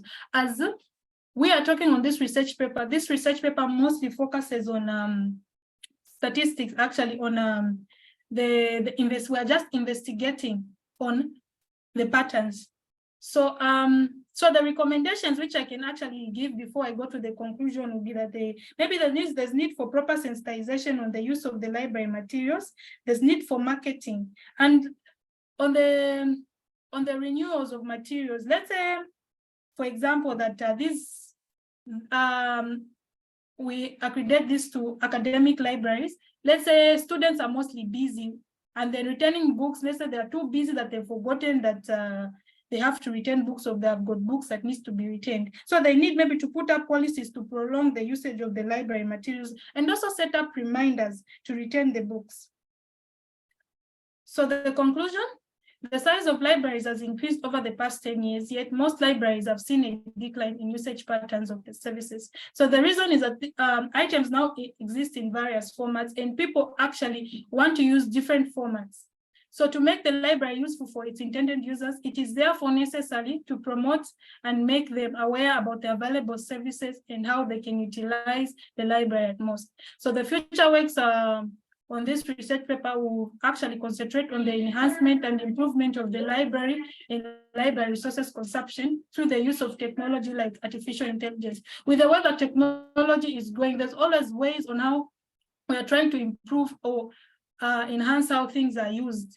So the library has not been left out in that area. As technology is coming in and we're trying to make a better way so that the library doesn't lack out, as we call knowledge is power. And the library is known as the storage of that knowledge. So we need users, we need people that can actually access these libraries, and we have technology that can actually enhance this, enhance our users to actually use our libraries. So this is what the future our future research will focus on. So this would not only promote library use, but also assist library staff in managing the library to the fullest.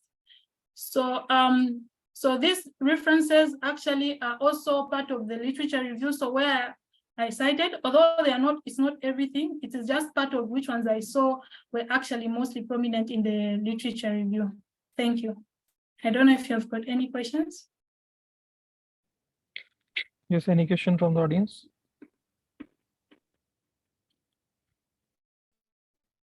Okay, thank you very much for your nice presentation. I just want to ask one question from my side. Which tool you are using for this analysis? I use Anaconda Navigator for, that was Python. Okay. Okay, thank you very much. All right. Next presenter. Now we can call our next presenter, Anirudh, to present his paper on transpiling speech into code learning NLP. Sorry.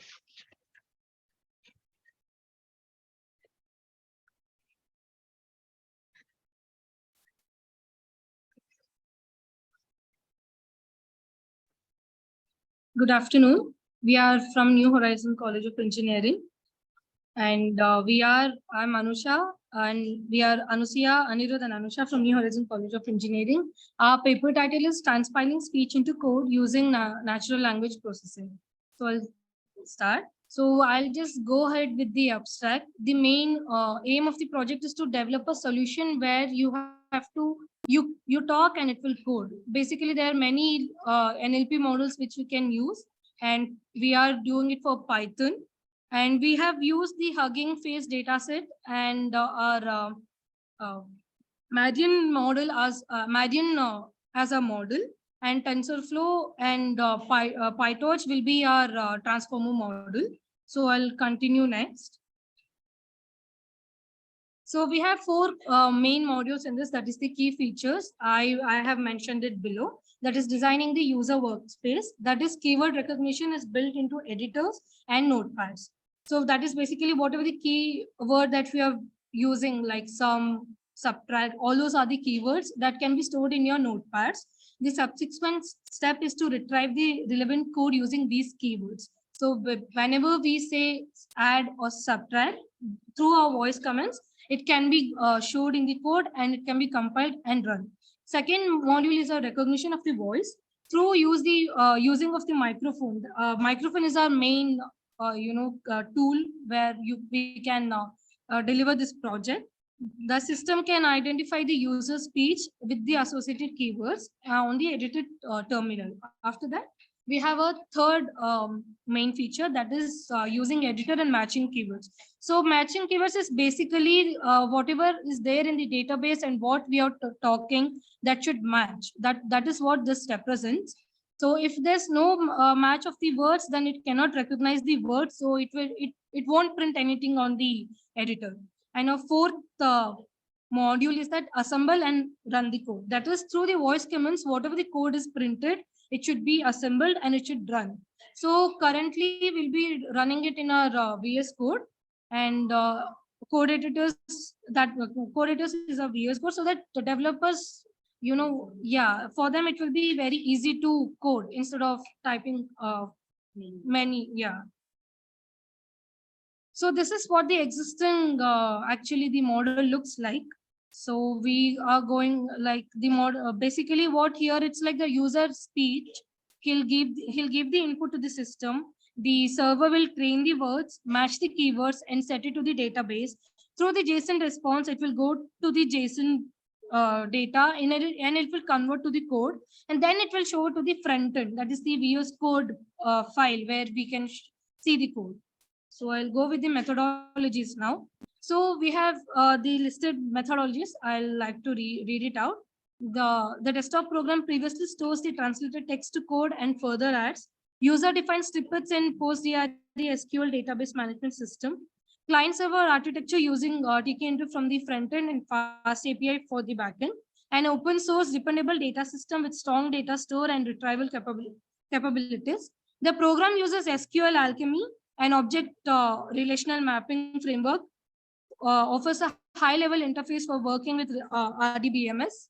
To connect with the database, we will use the Postgres database as you access with the help of SQL Alchemy, which is also utilized to carry out our several database activities, which that is basically saving the converted text to code snippets. So I'll go with the architecture. So here what we have defined our architecture. So Marian machine translation model is our model that we are using it with the help of PyTorch.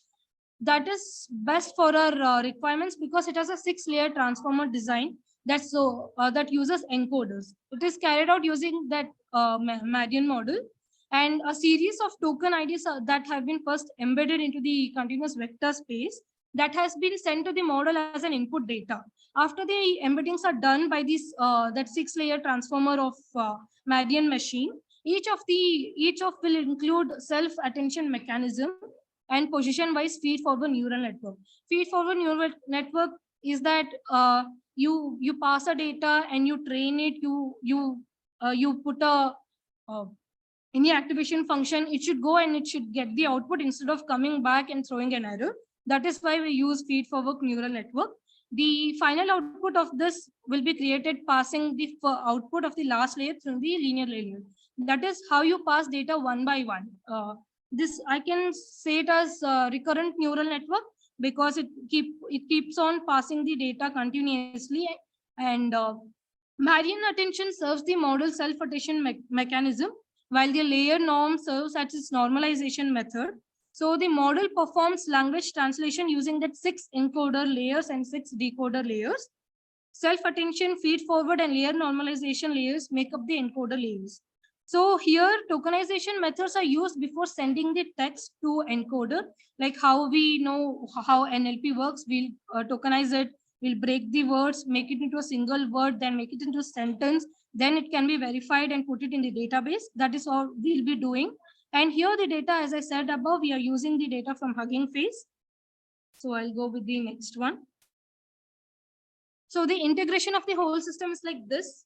We are using the fast API, the Marian model, and the front-end system that both are working together to effectively integrate these elements. So what does this Marian model does is that it queries the front-end models over fast API, and it processes the input text.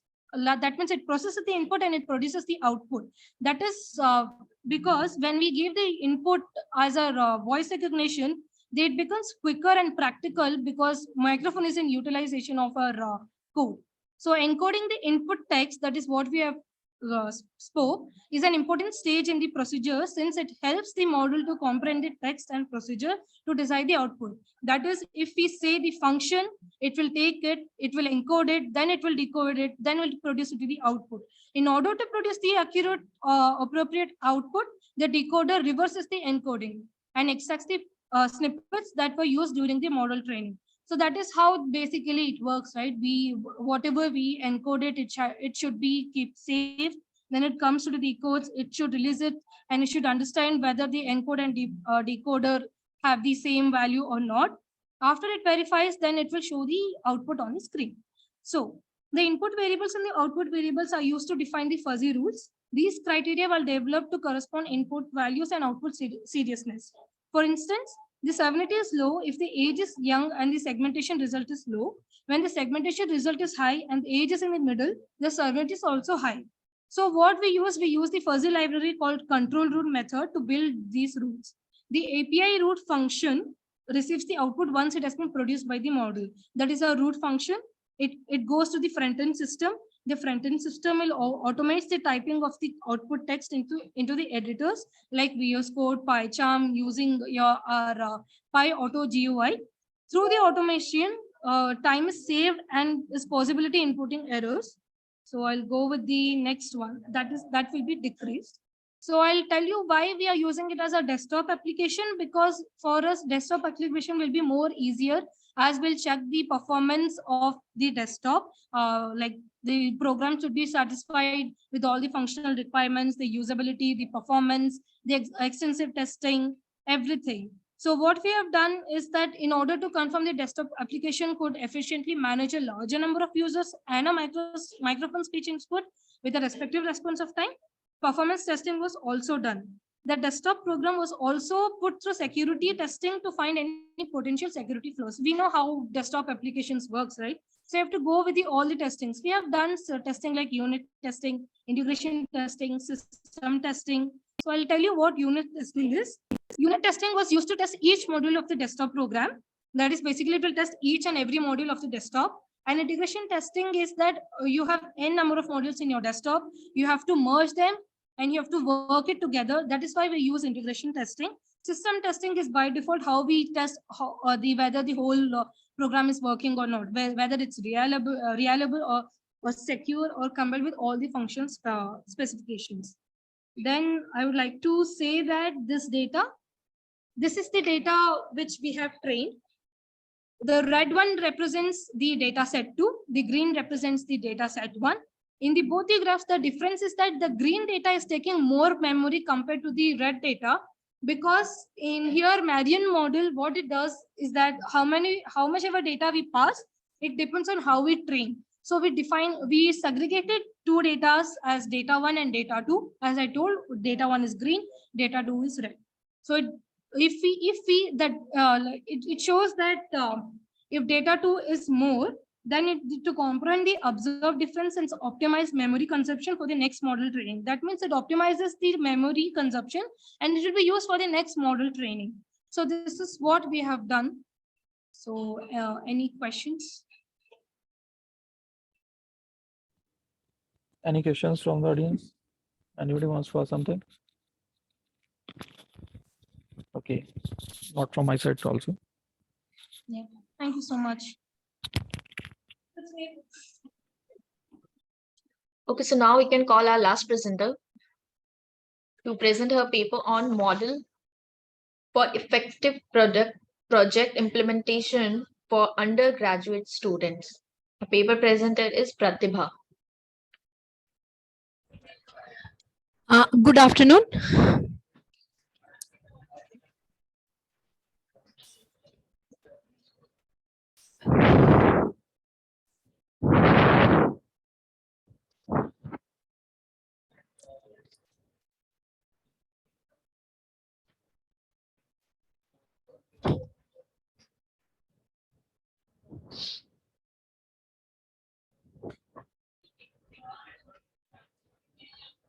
Am I audible? Yes, Yes. you are audible. Please continue. Yeah.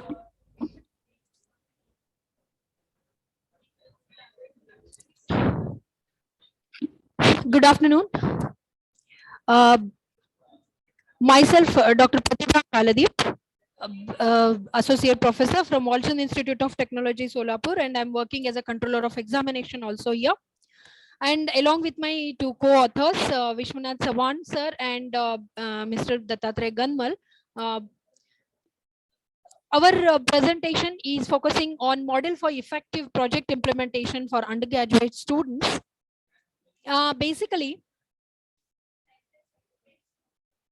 now let us move to the contents. These are our contents. We are starting with the introduction, and then we move on to how the existing system is there, what are the loopholes, and how our system, the effective project implementation model, has evolved. And accordingly, we have focused more on the project evaluation and assessment also here. Then we have done few feedback analysis based on the study, and the long run impact and all we are showing here, presenting here in this paper. Finally, we will move to the conclusion. Let me start with the introduction, like why this project based learning is required. Basically, for the engineering education, a significant turning point for an engineering student is the final year project, which is a turning point on, and which is according to their career also very important thing. So using this, they are able to solve the problems, they are managing the projects, they are conducting the research and analyzing the data. Many more things the students are handling using this project. So they are gaining more using the project implementation. It is basically closing the knowledge gap between the theory based and the skill based learning. An innovative project always helps to solve the problems, to manage, to do the researches, to do the analysis, and as well as it is building the management skill also among the students. So this PBL, it is not only teaching the contents to the students, it is providing the skills to the students, like communication and presentation skills, organization, time management skill, research and inquiry skill, self-assessment and reflection skills, the critical thinking, the group activation, the group participation, leadership qualities, and it also reflecting the ideas and opinions for making the decisions, how the project outcomes has to be there in a learning process. Even the the product results, they are providing according to the quality also, and the authentic product also. So there are many more things the students are gaining. So it is basically helping the students to identify a real-time problem and provide a solution for that. It helps to choose the diversified research project topics. It helps to choose appropriate project topics, to document the project work effectively. It helps to plan and implement effectively. It provides a platform for effective communication, even it develops the interpersonal skills also. And using these projects helps to explore the research domains for IT solutions. We have done few related background study for this one, that what are the earlier project models and how they have evolved. So one of the approach is like how the project leaders has to choose the best project thing according to the project management practices. One of the author has suggested the integrated model platform to workflow, how the multifunctional integration model has to be there for a project, which is showing the teaching, learning, and the practicing, testing, all these things. One of the idea was to the web-based project management system, basically a complete web application, you may say. That has also we have studied. And the project planning, monitoring, and control for SMEs also. So these are the basic background study we have done.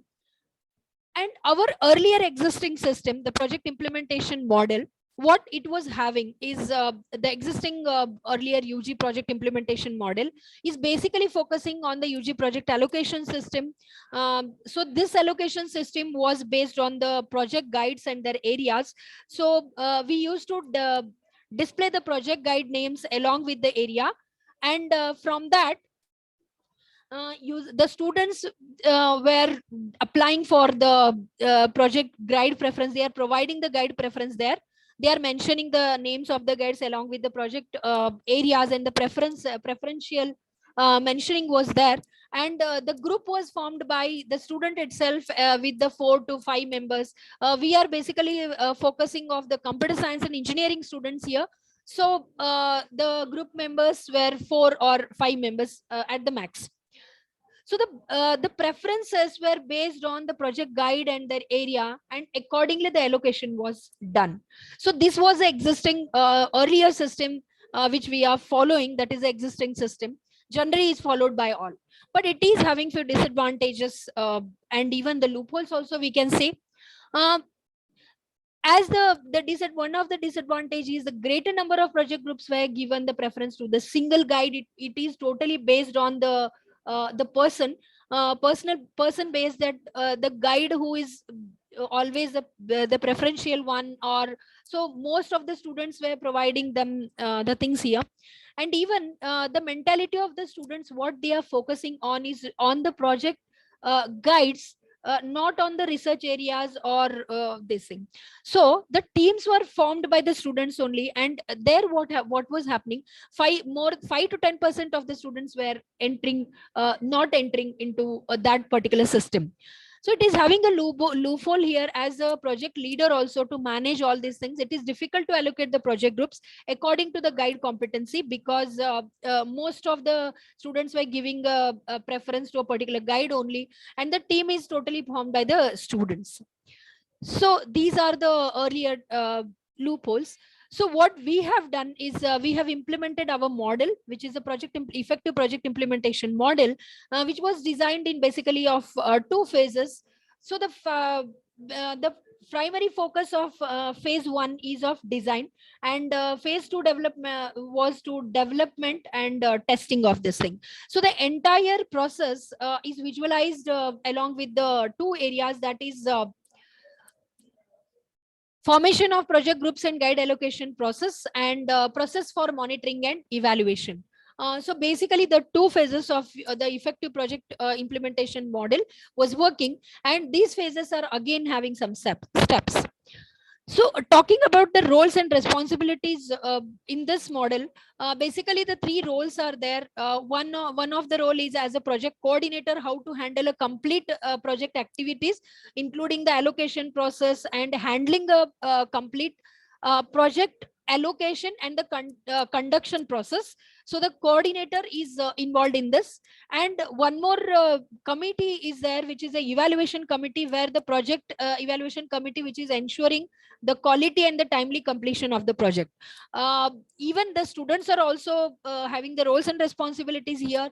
That is, they have to be a major part here to implement a complete project along with the team members.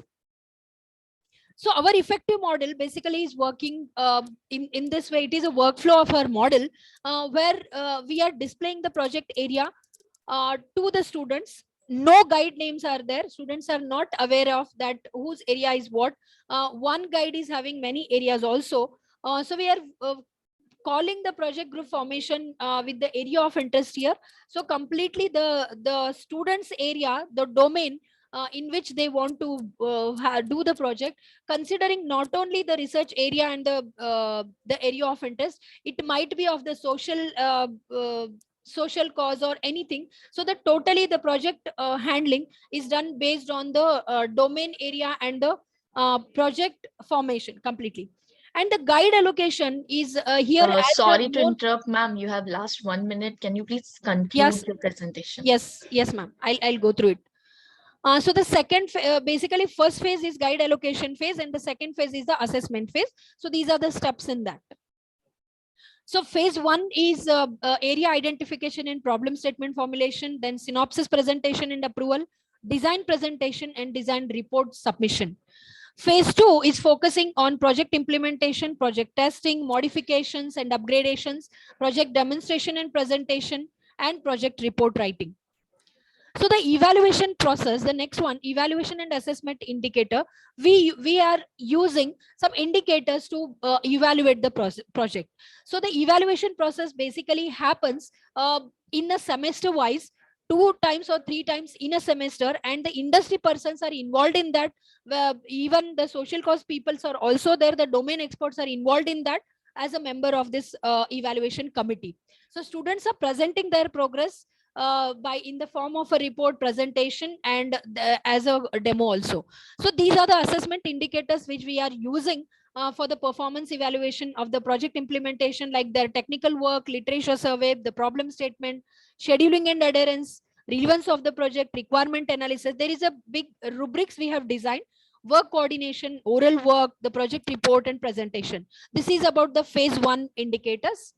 Phase 2 is focusing on scheduling and adherence, the modern tool usage, project implementation, testing, the performance of the team, the project report, the oral presentation, the individual interpersonal skills are also managed here, as well as the contribution to community in the form of safety, the environment, ethics, cost, project type, code of ethics. All these are considered for the rubrics of evaluation here. Time to time, the presentations and the along with the industry persons are involved in this. Now, the advantages of our proposed system is what? The priority is not for the project guide, the priority is for the project area. The team members are totally based on their area of interest, not with the friends, and the students are not forming the team here. The guide allocation is making it is making very easy for guide allocation process, because almost the students are working in different areas along with the guide is also happy here, because in the domain where he or she want to guide, he's getting the students for doing the projects. So completely it is an effective implementation where overall process is working in as a fair means with the process and implementation. So few feedbacks we have taken as a purpose to show our implementation, the effectiveness. We have taken the project guides feedback also. These are the feedbacks which we received, and most of the guides are happy with whatever the students' presentations are there, the evaluations are there. Then we have taken the students' feedback also, that how the complete process has evolved and implemented in a proper way. We have taken the project committee feedback also for the effective working model, effective implementation of this one, and easily we have handled this project implementation model. So what the long run limitations and the practical advantages of that? The practical advantages is what it provides a long run success of the project, undergraduate project, and it is meeting the objectives also. The schedule is also properly managed along with the budget, and the effectively efficiency is maintained here, and the quality is also improved by this process. Talking about the limitation here, this model, it is this model, using this model we are unable to evaluate the different domain projects or the disciplinary projects. It is somewhat difficult using this implementation model. In that case, we have to improve the project rubrics, and some the model also we have to change somewhere in one of the phases. So if I want to conclude here our proposed method, our significance of the proposed methodology is the preference is for the domain. The groups are formed, and the guide allocation process is made very easily here, and the project coordinator effectively manages all these things. The relevance is provided here most on the effective basis along with the different areas here, and the contribution is given to all the students along with the project team members also. So this is our conclusion, and these are my references. Thank you. Thank you very much, Pratibha ji. Thank you. You have covered a lot. Yes. If you have any questions, I'm happy to. No, from my side, not from my side. Richa ji. Done, so we had completed all the presentation, and I sincerely thank our author for the excellent presentation and contribution in this session, and all our participants for being a part of this international conference. I hope this session was informative enough. We, on the behalf of the whole team, thank you for the support during this 7th version and the previous 6 versions of the conference. We will be happy to have you in an 8th version in 2024. All the presenter would be getting digital certificates through email within 2 working days. Further, all the papers have already forwarded to the Springer. The publication will be live within 6 months. Kindly cooperate with the team of ICTIS. And now I also thank our chair of this session, Dr. Navneet sir. Thank you so much, sir, for your valuable time and your presence. And this is a token of appreciation on behalf of team ICTIS and GR Foundation. Thank you so much, ma'am. Thanks for inviting me for this esteemed conference as a session chair. Thank you so much, and thanks to all organizing committee members of GR Foundation, especially Amit ji, Mihir ji, Richa ji, Aman ji, and all team of GR Foundation. Thank you very much. And I kindly request to everyone, please turn on the camera for taking a quick snapshot.